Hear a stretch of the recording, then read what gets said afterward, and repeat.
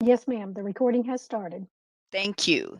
Thank you, everyone, for joining us and welcome. Today is Friday, August the 6th, 2021. This is the Private Probation Services Council regularly scheduled board meeting. And before proceeding with anything else, I would like to acknowledge that we have quorum, so I will do a roll call vote. For our members that are present, if you can have yourself muted until we call your name, and then we will proceed. Judge Logan, Judge Larry Logan, Present. Judge Lynn Alexander, Here. Judge Brody Kane. At this time, I will mark Judge Kane is not with us yet. Judge Gary Starnes, also not with us yet. Michael Wright. Here. Thank you. And Stacy Kelly. Here. Thank you. That establishes quorum. And next on our agenda, I will go through the notice of this meeting. This meeting for the August 6, 2021 Private Probation Services Council was posted to the Private Probation Service Council website on November 1st, 2019. Additionally, this month's agenda was posted to the website on Thursday, July 29th of 2021. I would like to take a moment and introduce two special people. We have Pamela Spicer participating with us, and she is Chief Counsel for the department. I'll turn it over to her. And Pam, if you could go ahead, I'll mute myself. Yes. Good morning, everyone. As Roxana said, I'm Pam Spicer, Chief Counsel for the department. I just wanted to take a moment and introduce a new attorney for this program. John Murphy is joining us today. He recently joined the department, has some experience in another state agency as well as with the city. So we are pleased to have him. Just so everyone on the call knows, Liz Bindle is still with the department, but she has taken a different attorney role within the department, and so she is no longer with regulatory boards. But John, we're glad to have you, and if you want to say a few words, that's great, but we are glad to have him with the department and glad for him to be a part of private probation. Yes, good morning, everyone. Thanks, Pam, for the introduction. Just really excited to be joining the team and also excited to be able to work with you all. Thank you, John. We are thrilled that you're with us. He has taken off running, as everyone can imagine, so it's been very, very good. John, I'll leave it with you for a minute. If you could go ahead and read the statement of necessity on the record for us. Yes, ma'am. This is the regularly scheduled meeting of the Tennessee Private Probation Council. Because there is not a physical quorum present, a statement of necessity will be read into the record and filed with the Secretary of State's office. Pursuant to TCA 844-108, if a physical quorum is not present at the location of the meeting of a governing body, in order for a quorum of members to participate by electronic means, the governing body must make a determination that a necessity exists. Furthermore, TCA 844-108A3 defines necessity as a matter to be considered by the governing body at that meeting requiring timely action by the body. The physical presence of a quorum of the members is not practical in the period of time required for the action, and that participation of a quorum of the members by electronic or other means of communications is necessary. This is the regularly scheduled meeting of the Tennessee Private Probation Services Council, and the necessity of this meeting with members attending by teleconference means is to conduct timely matters of the council that must be discussed and decided prior to the next meeting. All votes will be conducted by roll call. That completes the statement of necessity. Thank you, John. Members, I would need a motion and a second to accept this on the record. This is Judge Logan, so moved. Judge Thank you. Alexander, second. Thank you. We have a motion by Judge Logan and a second by Judge Alexander by roll call vote. Judge Larry Logan, Aye. Judge Lynn Alexander, Aye. Michael Wright, Aye. Stacy Kelly. Aye. Thank you. Next, we will proceed with the agenda. The agenda was emailed to all of our board members, and also part of the presentation we'll be going over today. I would need a motion and a second to accept as cited, but I do want to open for conversation depending on our time constraints, since we've got 4 individuals only on the call.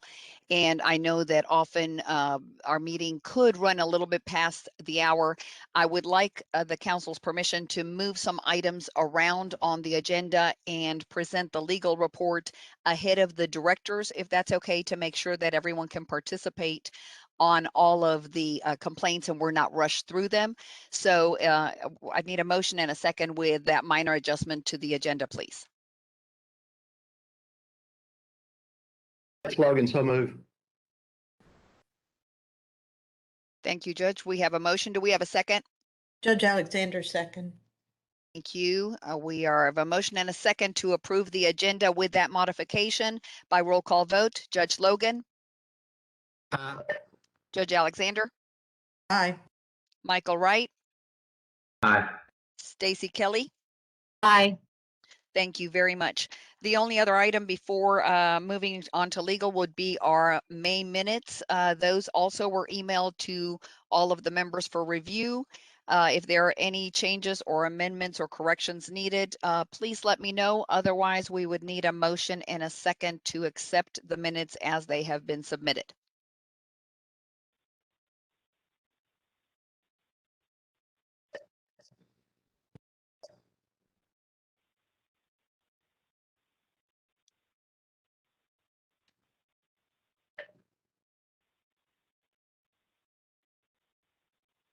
Judge Logan, to accept the minutes.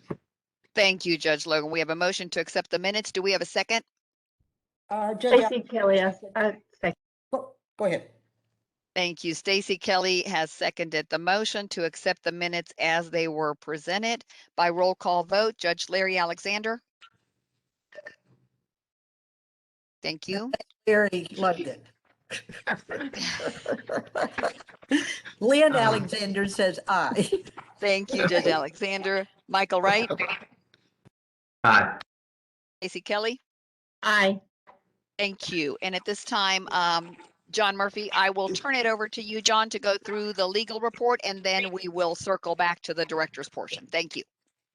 Thank you. We have one new case and 2 cases that are being represented on the legal report. The first case in the legal report is the new case. And this case is John, number... could I interrupt you real quick? I apologize. Yes, Judge, thank you for joining us. Judge Stearns, it's great to see you. Thank you, and I'm sorry I'm late. I had some criminal cases. We completely understand, you know that. So we've moved the agenda around a little bit, so I will mark you and make sure to do roll call vote and include you.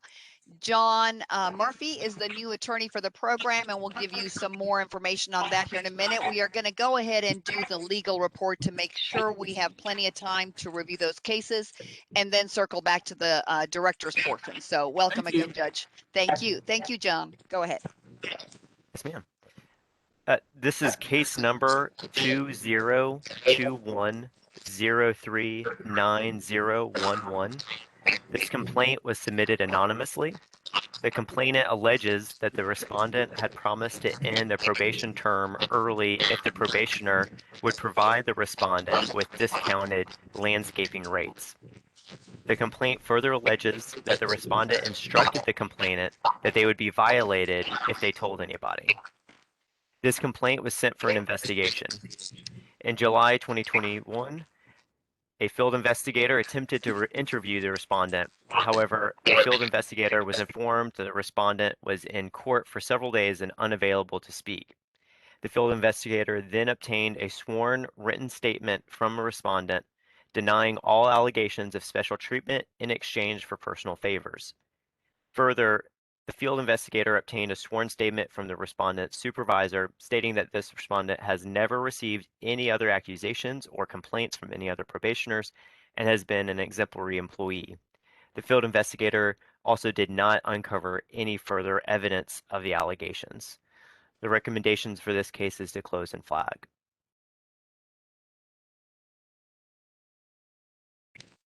John, This is did Judge you want? Logan. I move. Okay, thank you. Go ahead. Did you want to read all of them and have motions or one by one? I take it we'll do them one by one, Judge? I would like to do them one by one because I have a Perfect. question on this. Okay. The field investigator look at the file. The field investigator looked at the request for investigation from the board attorney, and then sought to uncover any other allegations of misconduct on the officer, and sought interviews from anyone with information relevant to those allegations. How many files is that respondent carrying? That I, from recollection, is not in the investigative file. So I would hesitate to be able to give a number on that. Okay, well, it just concerns me that he was never able to speak with them because the probation officer was always in court, so they just submitted an affidavit. They're not in court that much. If they're in court all the time, then they can't see their probationers. Yes, Judge. Judge, I will say that we do normally routinely receive sworn statements from individuals when our investigators go out. I'm sorry, this is Pam Spicer. So this would be routine for our field investigators when they're going out to do an investigation. If they can't connect with, whomever they're trying to get information from, whether it be the complainant, respondent, a witness, just so you know. Right. But it was just the respondent was in court for several days and unavailable to speak. And then they just submit a written statement. I wasn't understanding that. Why can't you? Okay, I'll just say it. It's a lot easier to put something in writing, as we all know, as opposed to looking somebody in the eye and saying the same thing. We're learning that with all of this web stuff. So that was just my concern. And I'll tell you that because that is exactly what the ethics course is covering. So, Judge Starnes? Yes. What do you think? Well, I agree with you. I mean, I don't know if there's been that good enough investigation. Something's wrong here.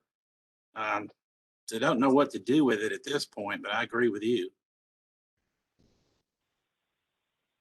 I know that there was a previous case from the last meeting that this council decided to leave open for further investigation, to send out for another investigation. That certainly is an option that the council could decide in this case as well. I think Michael Wright. Of course, it was an anonymous complaint, so I'm not for sure. I mean, I don't know who else they would interview if the complaint was anonymous. well, they didn't interview the probation officer. They just took a statement from the probation officer. And that's who needs to be interviewed, because the thing is the probation officer is in a position of power. And the respondent does it anonymously because they fear repercussions, because that probation officer holds their future in their hands. And I just feel like the probation officer should be interviewed face to face as opposed to being allowed to submit a statement.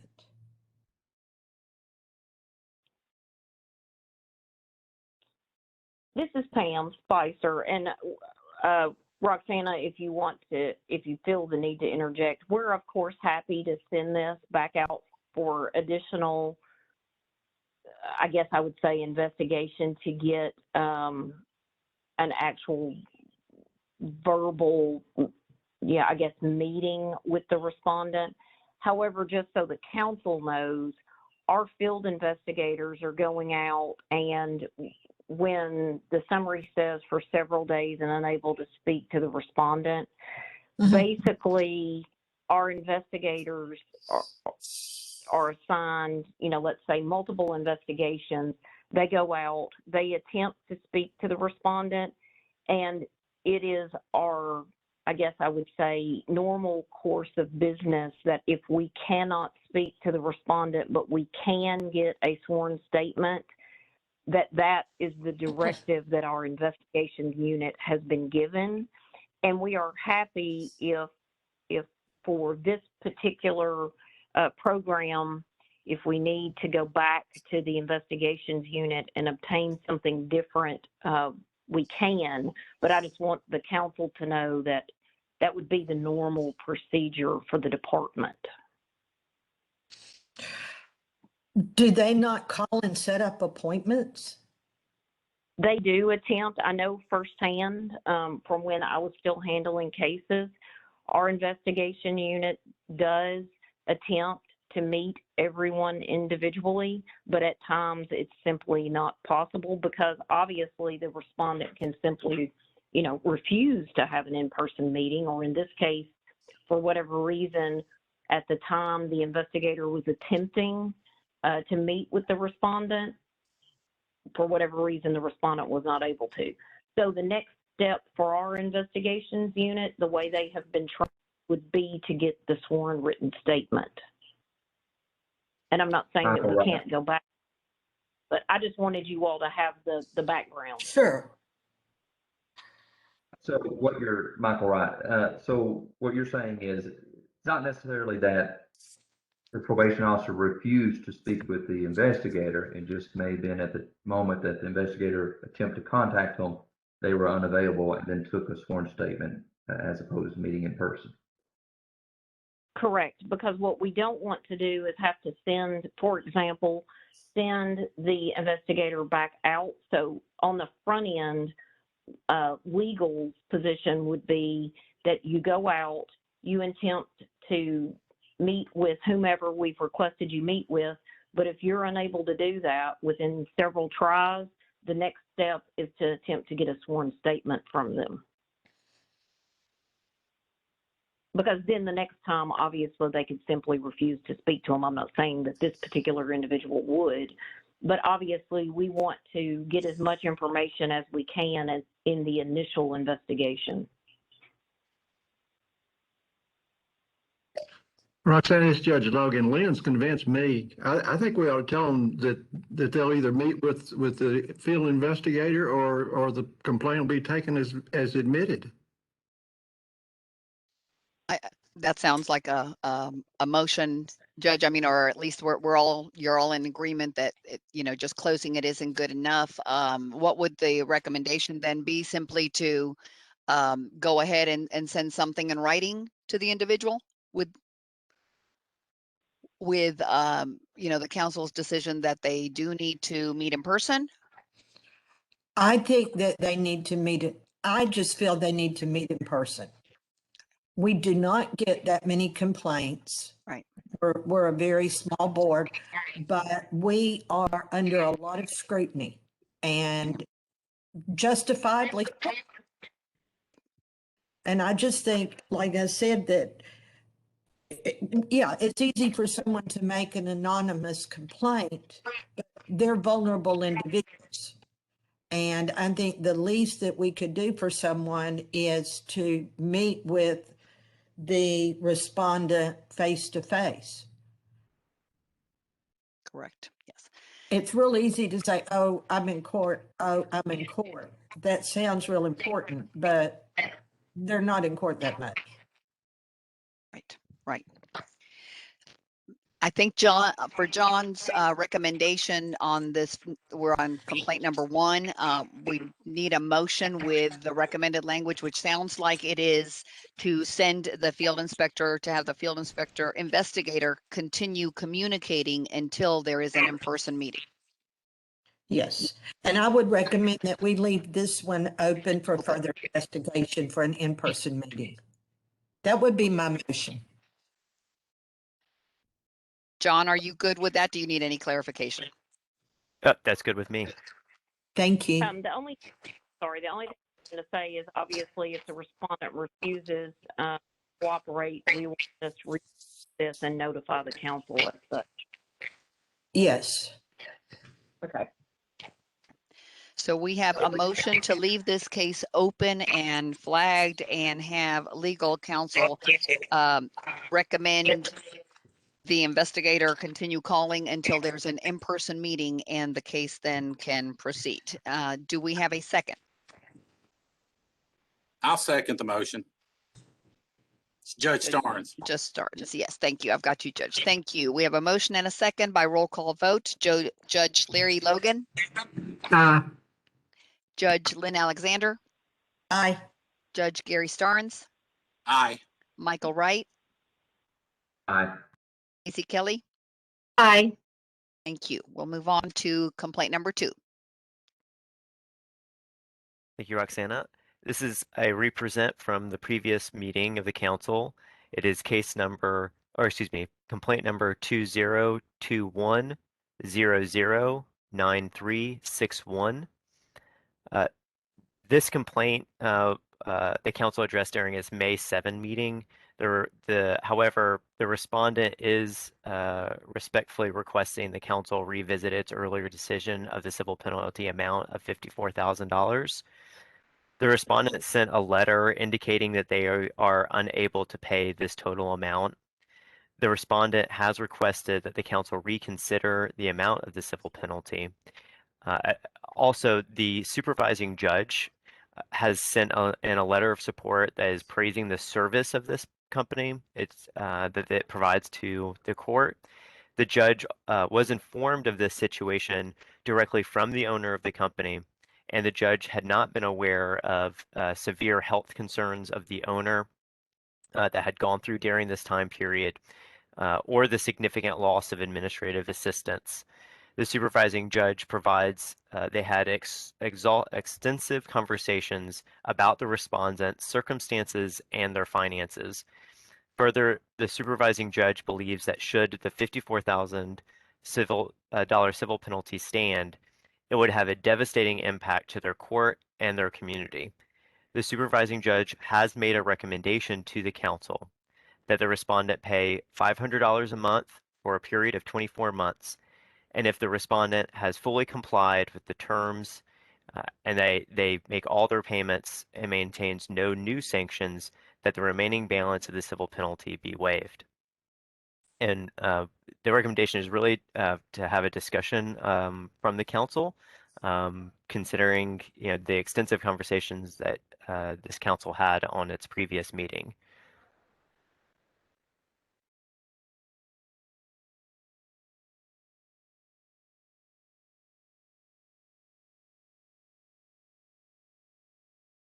And at the previous meeting, there was a recommendation to follow up with the district attorney and with the supervising judge, sending a letter, and the judge had responded with his own letter describing the circumstances and really a very compelling letter in advocacy and support of this company.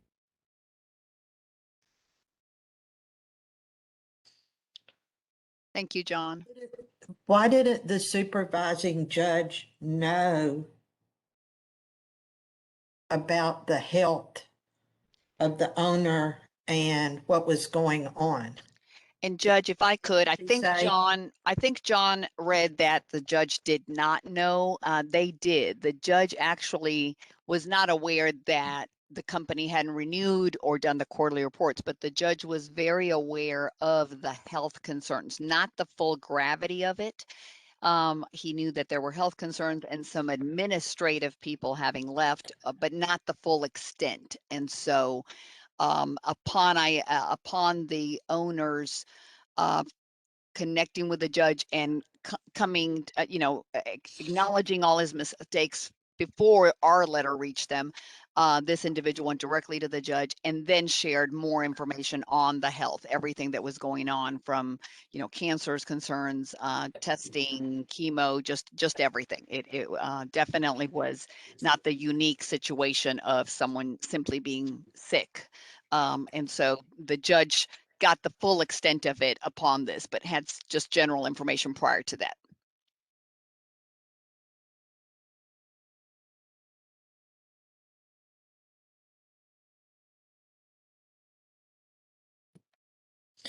I think we got somebody's attention. And honestly, I'm not opposed to the recommendation by the judge. Well, has she, whoever this company owner, have they finally complied with everything they're supposed to do? I understand she says she's sick, may have cancer or something, but this went on for months and months that she did, whoever it is, didn't produce documents, didn't care to follow up on anything. And then all of a sudden a judge intervenes and says, well, we need them here. Well, she must be carrying on business there in front of the judge for him to say that she's a valuable asset there, she or he, whoever it is. So, and that's the reason they got a sanction in the first place. They refused to provide the documents. Mm-hmm. And it was for years. Yes. Are they up to date on everything? They are, Judge Starnes. When we presented them at the last meeting, they had gotten current. That's how the $54,000 kind of came about, because the first quarterly provider fee that was delinquent went back to February 2018, which is actually for the last quarter of 2017's numbers. So yes, they are current. They got current before the previous meeting. Okay. So really, I think the 54,000, if I remember from the previous meeting, was just coming together to form, I guess, what the penalty amount, what the fine they would need to pay, but they were compliance in all other aspects. Is that correct? Correct. And we debated the amount, and the judges rightfully so. The amount could have been anything given the time frame of those quarterly reports not filed, not paid, the company not renewed, no follow-up on anything. And so I believe we ended at that number because of the number of clients seen, and the average was always over 500. And then the penalty is 10 cents times the client, 5 cents times the client for every 10 days. It's that has gone away, thank goodness. But at the time, obviously, that's how the penalty was calculated. So looking at that very first quarter they were behind, that's where the number of 54,000 started, and we went with that. But yeah, they are current from all those aspects, and they've stayed current.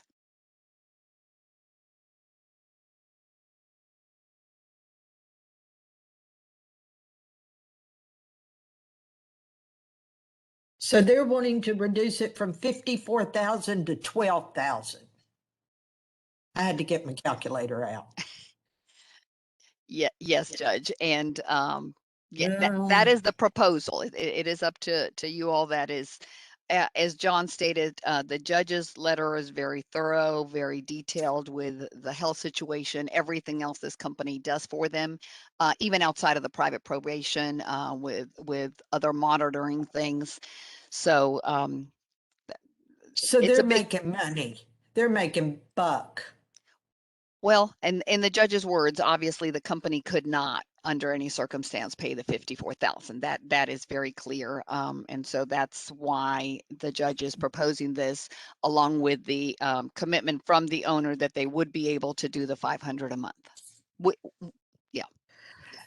Michael, right. And of course, at the end of if this agreement is accepted, at the end of the 2 years, it could be decided then whether or not to waive the remainder. So they could still be held accountable for another portion of the fine at that time.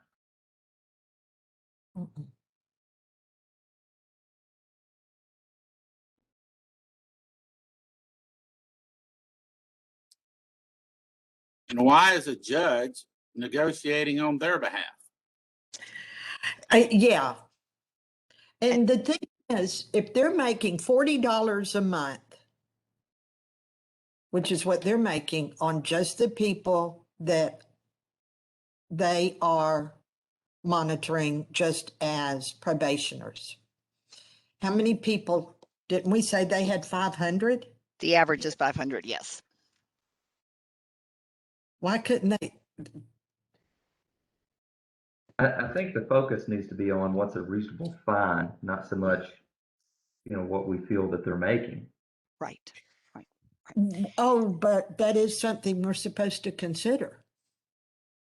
And the only other thing I do want to clarify is that I think it was Judge Starnes that asked, why is the judge, trying to negotiate or give us a recommendation for the amount? The owner obviously reached, Liz was the attorney with the program at that point, but reached us immediately saying that there was no way this could be paid. But it was very important for me and Liz as well, and John might have even, we've spoken to the judge because I believe that the judge is making this request because of the need in the jurisdiction. If this company, that's the only company that handles clients there, could not make this and closes, it's the judge's loss and the clients in that jurisdiction that would be greatly impacted. And as Judge Alexander pointed out, this program's always looked at. There's a lot of controversy.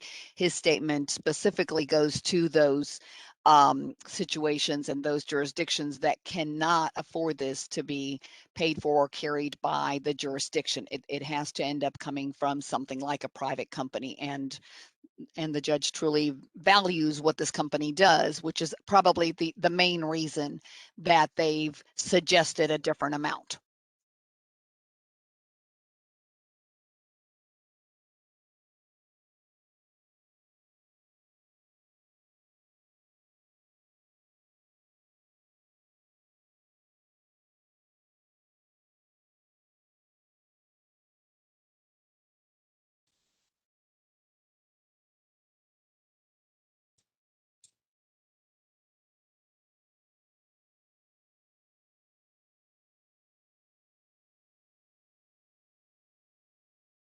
This is Pam Spicer again. If there's no further discussion on this particular complaint, it sounds like to me the recommendation is based on the supervising judge's letter that legal's recommendation is $500 a month for a period of 24 months. It would be within the council's discretion to decide if that's acceptable, or if you want to discuss a different payment plan.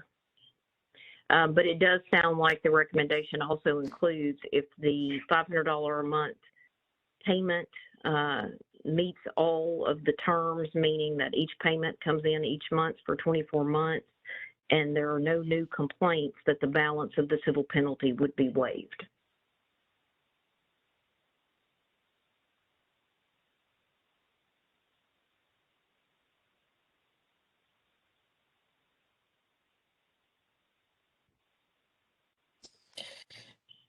If you look at the regulations when determining civil penalties, we are to consider whether the amount imposed will be a substantial economic deterrent to the violator, the circumstances leading to the violation, the severity of the violation and the risk of harm to the public, the economic benefits gained by the violator as a result of noncompliance, and the best interest of the public.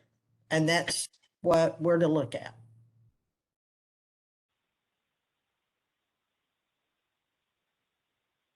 Yes, I agree, Judge Alexander.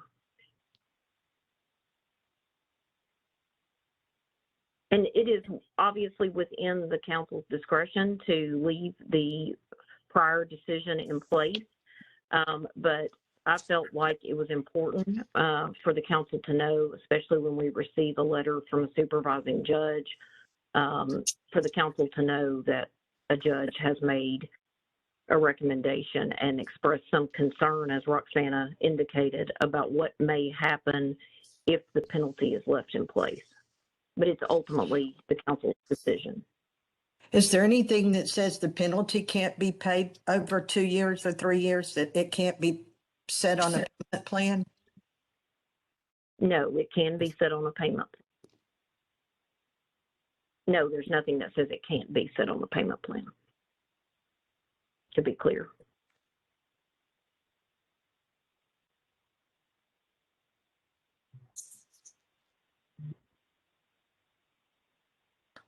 So 54, I've got the calculator, guys. 54,000 divided by 36 months is 1,500 a month. Right? Am I wrong? That sounds right, That Judge. sounds right.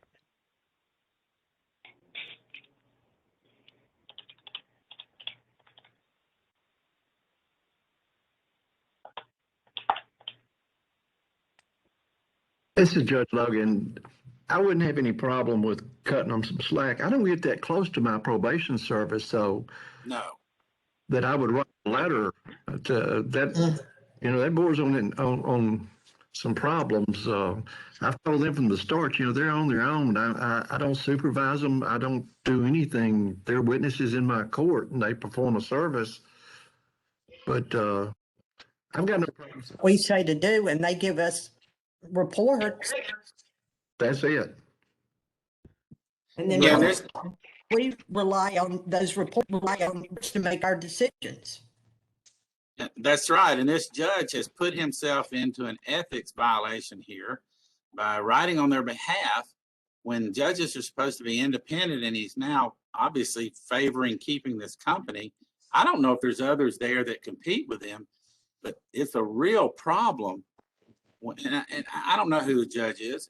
Right. He shouldn't have written a letter trying to negotiate for him because he's put himself in a conflict situation. So such as I if any agree. problem in the future, what's he going to do? And Judge Starnes, this is Roxana. The only thing I can clarify is that this is the only company in that jurisdiction. So that's one of the reasons. The second reason was when the judge called and it was to speak, and I spoke to the judge directly.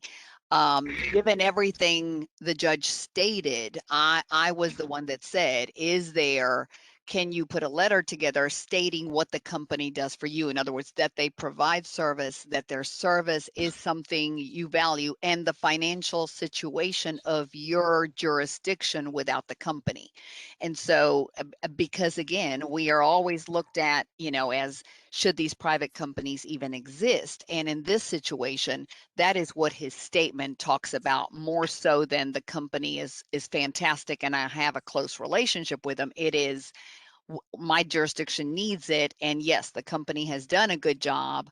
And then I found out additional reasons why they were behind, but the judge was really stating why they would be greatly impacted if the company went away. I don't know. Right, but did he put in helps. that letter trying to negotiate for 24-month payments? Is it in his letter? John, you'd need to answer. I don't have it in front of me whether the negotiation includes the payment plan. I know it definitely says that the company could not afford the $54,000. Yeah, indeed, Roxanne, it does say that it can't afford the 54,000, and the judge in the letter does describe or make a recommendation to the council for the council's consideration, a plan that the judge believes would be sufficient. That's very troubling. This company should have gotten their own counsel to be doing this, not the judge. And I understand the judge is just trying to keep this company, and we're not trying to put them out of business. But gosh, he shouldn't have written a letter with that kind of negotiation because he's actually representing them. I don't mind sending in a letter from a judge that says they're a good company and we can't afford to lose them. But wow.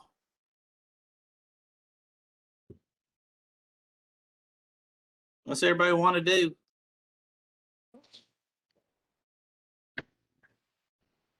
If you accepted the judge's recommendation, could you maybe not agree to waive the remainder until the end of the 2-year period? And that way you see if they stay in the compliance. If not, they could still be held accountable for the remainder. I don't know that I'm comfortable accepting a recommendation from the judge. I agree with Judge Starnes and Judge Logan. I think, Pam, if I did, and correct me if I'm wrong, that recommendation is something that legal, also read and is comfortable with. Is it that it is the judge's recommendation, or is it something that legal counsel can also recommend, just so Yep. we don't get stuck on that piece? Absolutely, yeah. I do feel after reading all of the facts and circumstances surrounding this and listening to the council's previous meeting and everything that's in the case file and considering where this jurisdiction is, that I think it would be in the best interest of the probationers and the clients that are serviced by the company to moderate so that the company can continue to still serve the community. And so this suggestion, I think, meets those goals and those ends. So that's the reason why we felt comfortable presenting it as part of the recommendation.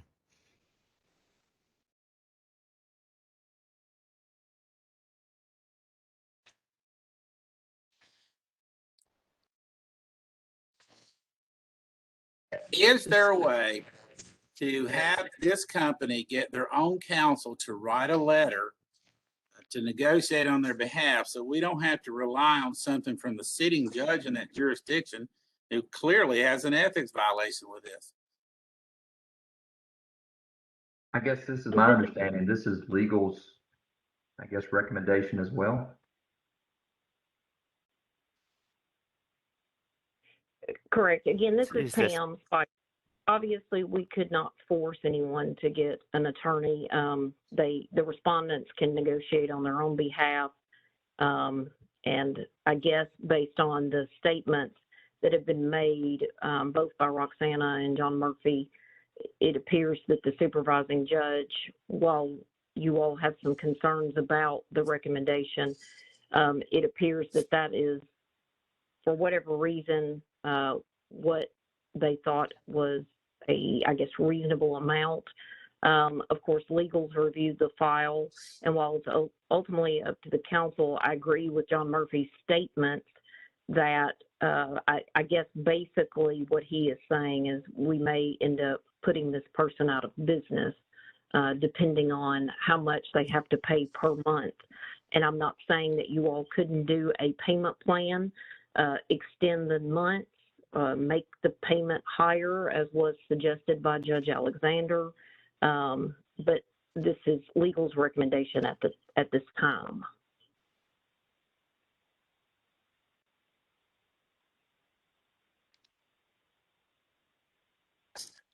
This is Judge Logan. Am I correct that during this period of 2018, 2019, 2020, that these people continue to operate and continue to make the same amount of money?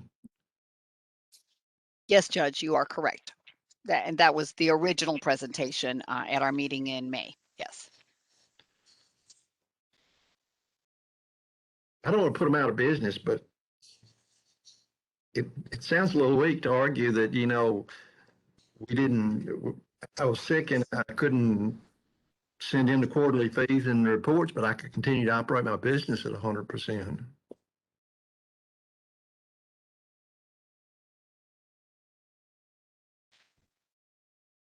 I think one of the key items, and and I get this from other companies as well, and it is an excuse, I think, but it is there, is that the individuals that administratively handle some of these things are often different from the actual officers that are handling clients and in the court. And so that is one of the statements that this company provided, and the judge in one of the statements also says this company lost whoever handled the administration of the business, and that compounded to the problem. For 3 years? I don't know the time frame, Judge. Yeah. I don't think they have that person even there now. The owner is handling the quarterly reports and doing things differently.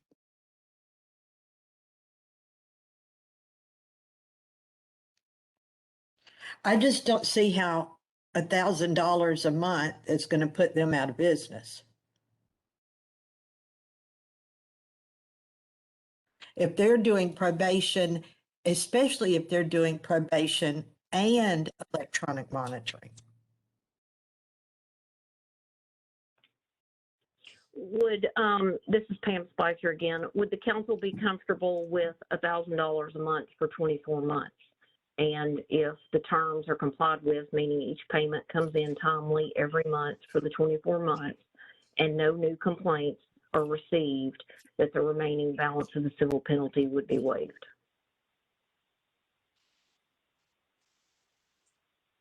I could do that. I can go with that too, this Judge Logan. I can too. If everyone is in agreement, then we'll need a formal motion second for this particular complaint, since we're taking them one by one. Well, I'll make the motion. This Judge Logan, I'll second it.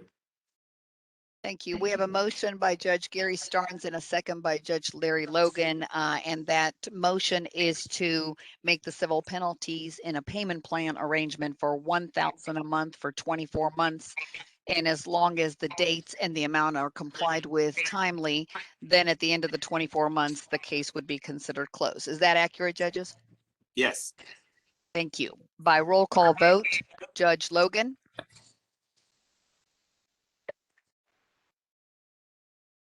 Judge Logan, I couldn't hear you. Is that a yes? Aye. Thank you. Judge Alexander, Aye. Judge Starnes, Aye. Michael Wright, Aye. Stacy Kelly. Aye. Thank you. John, I'll turn it over to you for the last case. Thank you, Roxana. This is case number 2021-007-461. This was a case that was presented on the previous legal report, and the decision at that time was to investigate it further for potential violations. This is also a complaint.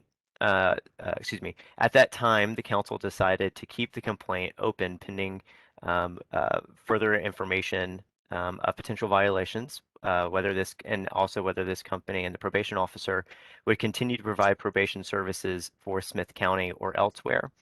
The probation company the respondent works for is no longer active, and therefore the respondent is no longer listed as an officer. Additionally, documentation was provided that indicated the respondent is currently being investigated by the district attorney, the Attorney General's office, and the Tennessee Bureau of Investigation.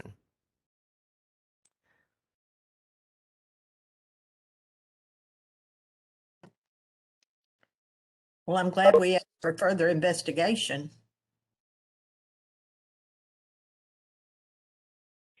Judge Alexander, this is Uh-huh. Pam Spicer. Yeah. As far as the further investigation, since the matter is being investigated by the District Attorney, Attorney General's Office, and the TBI,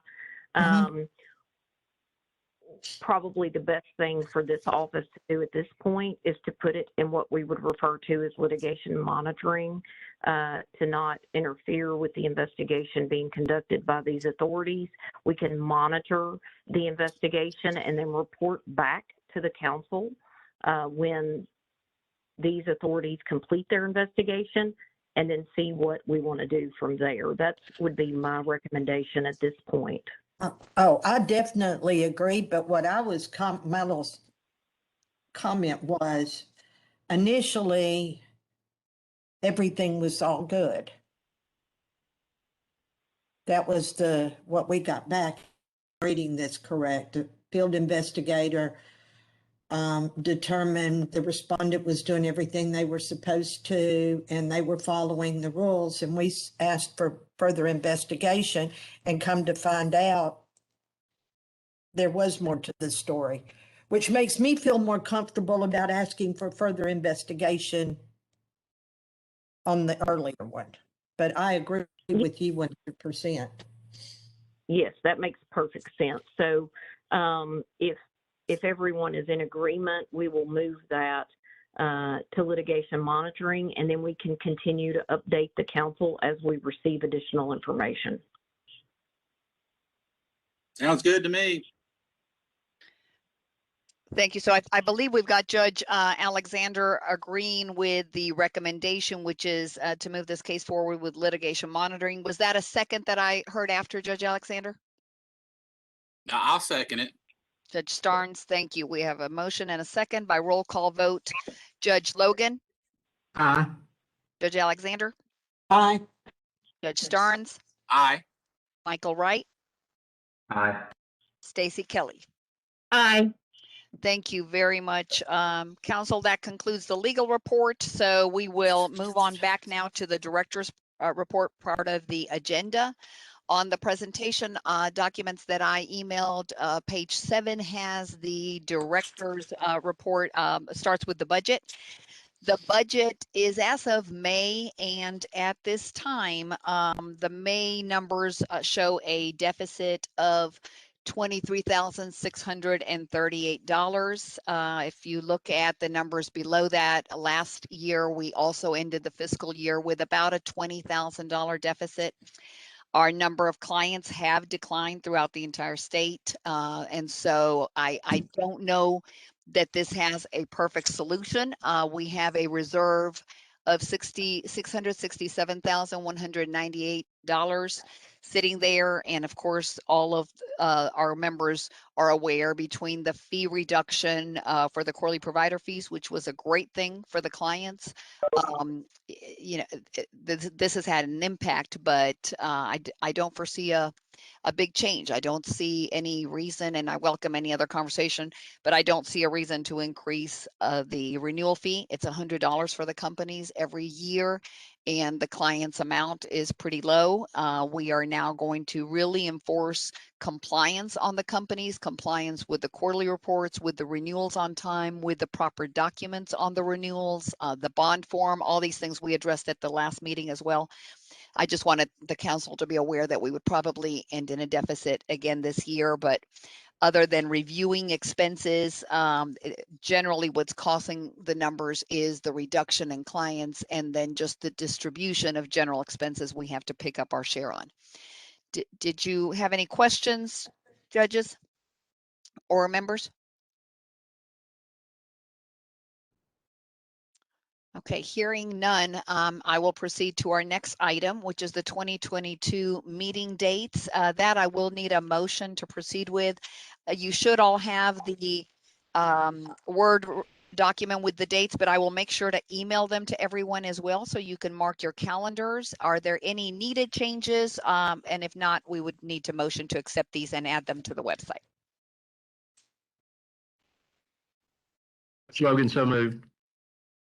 Thank you, Judge Logan. Do we have a second? I'll second it. Judge Starnes, thank you. We have a motion and a second by roll call vote to accept the 2022 dates. Judge Logan, Aye. Judge Alexander, Aye. Judge Starnes, Aye. Judge Wright. I'm sorry, Michael Wright, That's okay. Aye. and Stacy Kelly.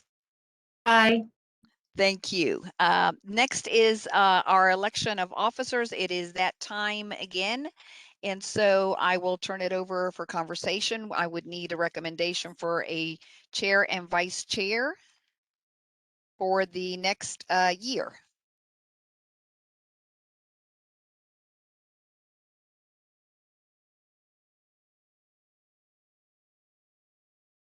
There's complete silence.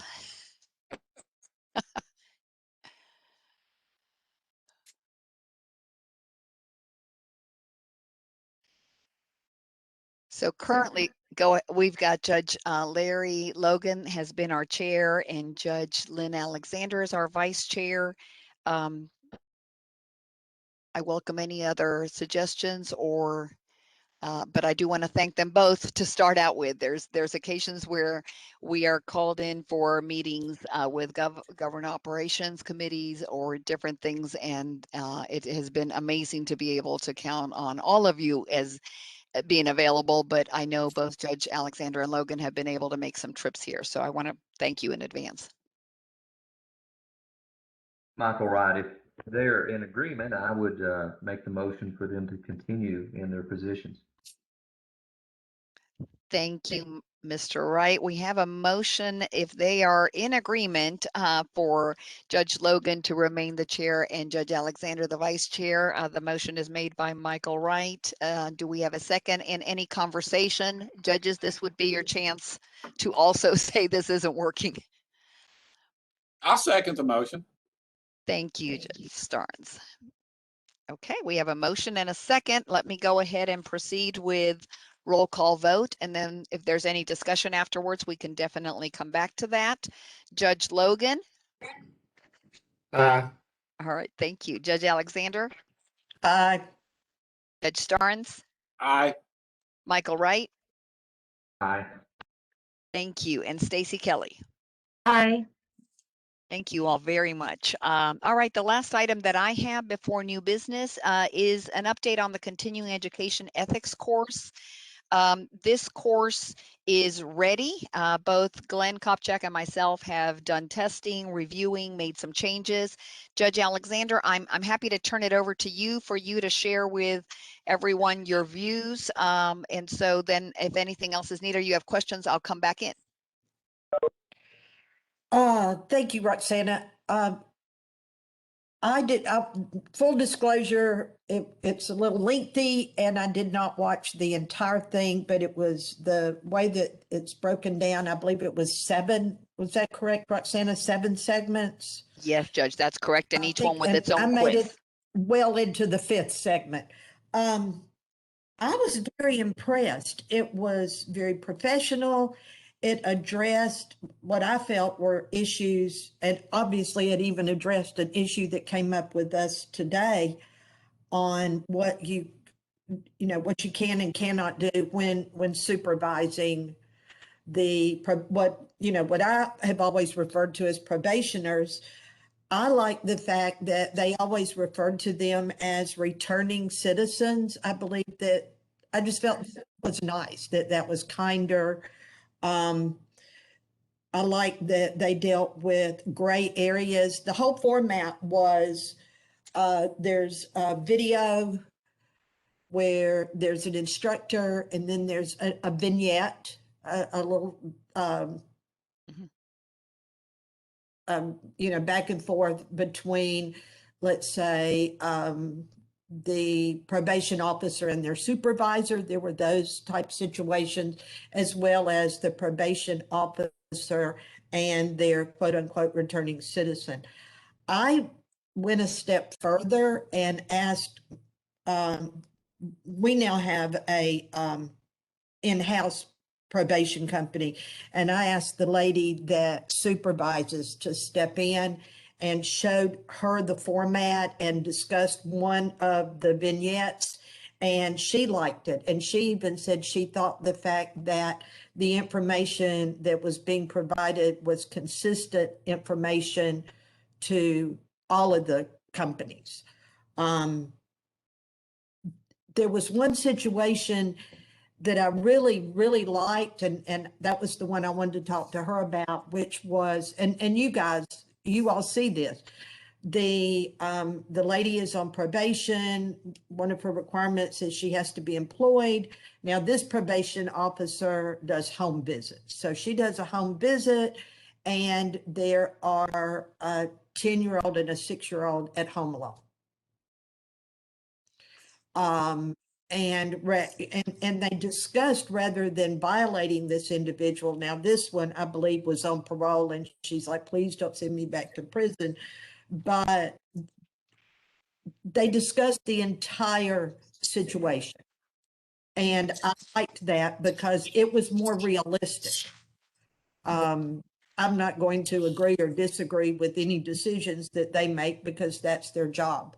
But I like the fact that they did take situations that I could see arising between the probation officer and their returning citizen. So I liked it. I think, it could grow. I think that obviously these were situations, where the person on probation is offering the probation officer skybox tickets to a Titans game. Well, that isn't happening, in Upper East Tennessee. So the thought process, I think, is very, very good. But as it grows, I guess what I'm saying is I think that's a good starting point. I can see where and, another year when they do another program, they could change some of those, but their whole philosophy I thought was very, very good. I thought the presentation was very professional. As far as I saw, Roxana, I saw that you guys discussed the pass fail, how you recommend handling that. Do they have to pass it? Right, Do they get correct, to take it again? And I would turn that back over to you. correct. Yes, Y'all thank have any you. questions? I would recommend I would recommend y'all watch it. Well, Judge, thank you for your time to view it. I know that as I mentioned, Glenn and I did the same thing. We viewed most of it, skipped some parts. It is very well done, and we value your knowledge because you're right there, seeing and hearing all this. So, really appreciate that. And if anyone has any questions for Judge Alexander, I'm sure she's happy to answer. The video and the quiz and the technology behind it is complete. So we've already voted on all this. This is an informational update. I just want to, now that we've gotten the blessing from Judge Alexander, we may proceed. Did someone have any questions for Judge? Okay, so we are ready to launch it so our companies can start the training, the officers can start taking it, and ultimately those returning citizens that I agree with you, Judge, that's a fantastic term for them, can start benefiting from all that knowledge and the ethics and so forth. So we will launch the link via our communication with the companies directly.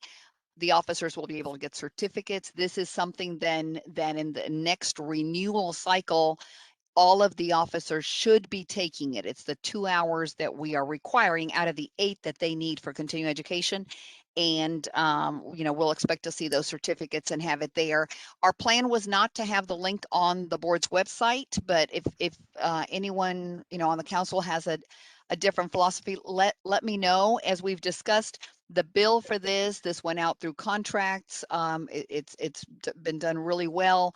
That'll come out of the reserves is what I've been told. And then as Judge Alexander pointed out, next year or in a year and a half, however we get it to where everybody finishes this first training, the company is thrilled with doing the next phase, taking input from all of you all being able to watch it, from the companies, and continuing to grow. They also just let me know that they are going to on their with picking up the expense themselves, they're going to seek for certification of this course through the American Probation and Parole Association, just also to have their review and have that also tacked on to the course. So anything else, Judge Alexander, you think I've forgotten? I was hitting the mute, unmute too fast. No, but what did you decide about the pass fail? So that's a good question. What we decided is that when they take a quiz after each one of the sections, and there are 7, as you stated, if they fail it, the prompt lets them know the situation and the proper approach that could have been taken, as opposed to, so they have to take it, they can't skip over it, but they do have to pass every one of the quizzes. But obviously they pass it simply by, if they answered the wrong one, the explanation comes up of what the correct answer would have been and should be. Does that help, Judge Alexander? Yes, ma'am. Okay. Thank you. Thank you. Thank you again for your time, your input, your feedback. The company also really appreciated, your comments on that it's well done, so that they can proceed. Council members, that is all that I have on our agenda. I open it up for new business, conversation, question, anything anyone needs, but otherwise that is all that I had. Judge Logan, I move we adjourn. I second. I will Thank second you. that motion. All right, we've got Judge Logan with a motion to adjourn, Judge Starnes with a second. We are concluding the meeting at 11:09. I don't believe we need roll call vote to adjourn the meeting. Thank you all for your time. We have the same but new appointed Chair and Vice Chair, and I thank you also, Judge Logan and Judge Alexander, for continuing to take that on. Reach either John Murphy or myself if you have any questions. And otherwise, judges, thank you, and please take care. Thank you. Have a good weekend. Thank you, Michael Wright and Stacy. Thank you all. Bye-bye. Thank you. Thank you. Bye-bye.